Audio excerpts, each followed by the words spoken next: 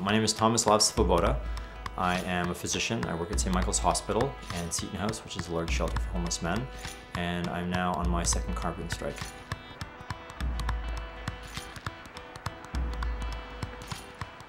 The terms of the carpentering strike. The terms of the carpentering strike are not getting into a car and not getting into a plane. Pretty simple.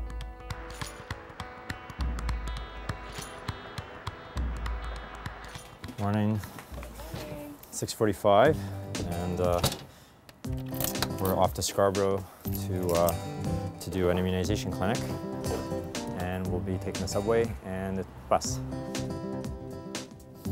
When one thinks about where they might have the greatest impact on their production of greenhouse gases, one thinks about transportation. It's also a decision that's very easy to make. We make the decision about transportation almost daily. It's much easier to make a decision about how you're going to get to work today than it is perhaps how much insulation you're going to have in your house.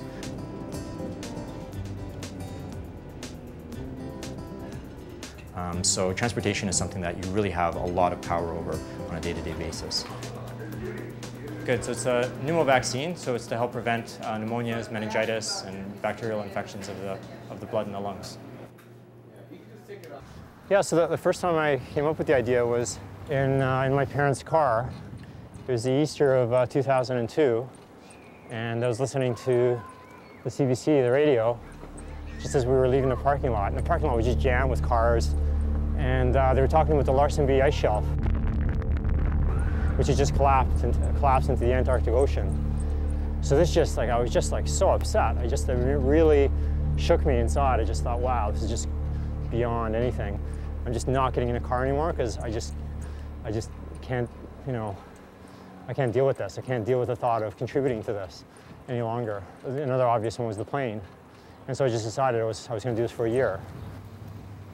So this is my housemate Miro, who's getting rid of his car today because he doesn't want a car anymore. So I'm happy to get rid of that guzzler. Well, Tomislav's carbon strike got me thinking about my car, which I don't really need living downtown Toronto. And so every time I drove my car, I kind of felt guilty. It's like, oh, I don't need to drive, I can walk. So I decided to sell my car. I think people are fairly flexible, and I think we've just been kind of sucked into the whole car culture. And so people have been somehow convinced that having a car is the only way, to do things. And so people end up making decisions that are based on having a car. Rather than calculate exactly how much carbon I'm using all the time, I just decided to stick to sustainable modes of transportation. Oh, look, I really like these new bumpers that they have where they can carry bikes on the front of buses. I think we look to industry to change, or we look to government to change, or we look to scientists to save us and come up with a new technology that will turn things around. I think the desire to live consciously can affect every aspect of your life. For me, it affects decisions about the food I eat, about the products I purchase, about the places I travel, the means that I travel by, choice of where I will live, where I will work. We just need to pull up the sleeve there. All those things are impacted by a desire to live consciously. Some kindred spirits.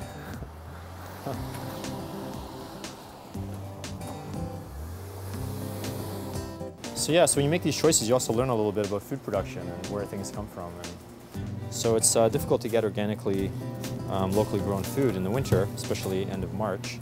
But there are a few things that you can get. So we have shiitake mushrooms here that are locally grown in Ontario.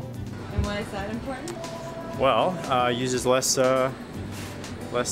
gasoline and petroleum to transport things from locally grown farms, as opposed to California or British Columbia or Washington, for that matter. Why do we use these cloth bags? So, well, they also use less energy. Less packaging means less production costs, less energy. We are going to my parents' place. So it takes about 40 minutes to get to my parents' place by bike and subway. Most resistance I received was from my mom, my parents, who you know, who love me and everything, but think that sometimes I take things too far. And so my mom's called me an extremist at times. Hi. Hi. How are you? Dobra.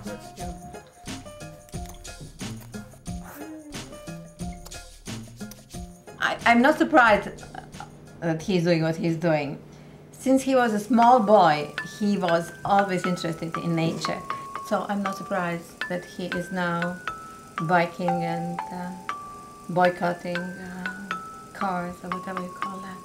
A few times he wanted to quit medical school and to be part of Greenpeace or something, you know. We had all Greenpeace stickers of our windows.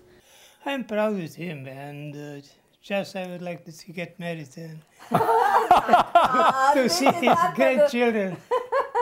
Maybe one diploma less, but couple grandchild. They admire the heck out of it. They think it's great. But then they say, well, look, you have to function in society. You can't just remove yourself from society. Yeah, I don't see the point, you know. I want to see what the purpose of the whole exercise is. I definitely think there's a point to it. Otherwise, he would just be some half-crazy lunatic on a soapbox at Yonge and Dundas. Every time you make a decision, people are watching. Industry is watching, governments are watching. They're counting how many people are taking transit. They're counting how many cars are on the road, or how much money is being contributed into the car economy. They keep track of these things, and they use these as arguments later on into why sustainable modes of transportation are either successful, worth investing in, or not worth investing in.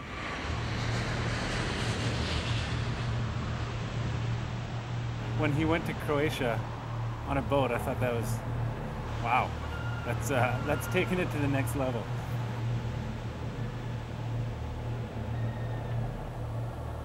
Yeah, I thought it was really interesting to take something to that extreme. And on the one hand, you could say, wow, what a nut job. But you could also say, wow, it's really admirable that somebody is that dedicated to their beliefs. What is difficult, however, for me, is the social pressure, is being in a relationship and my partner saying, like, I can't take this anymore. Like, you are flipping crazy, and, like, you know, let's just get on the plane. Or saying, like, look, I can't afford to take 2 months off to go on vacation. I really want to go on this, like, 2-week holiday, and the only way to get there and back is by plane. And those have been the most difficult times for me.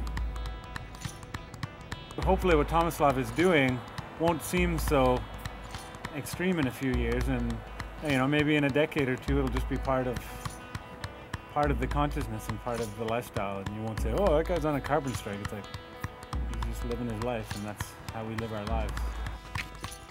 I think that's the point, actually, is that it's not that extreme, that it actually doesn't make that big of a difference, and it's actually quite easy. In almost every situation where it seemed very awkward, it actually seemed very easy in the end when I actually did it.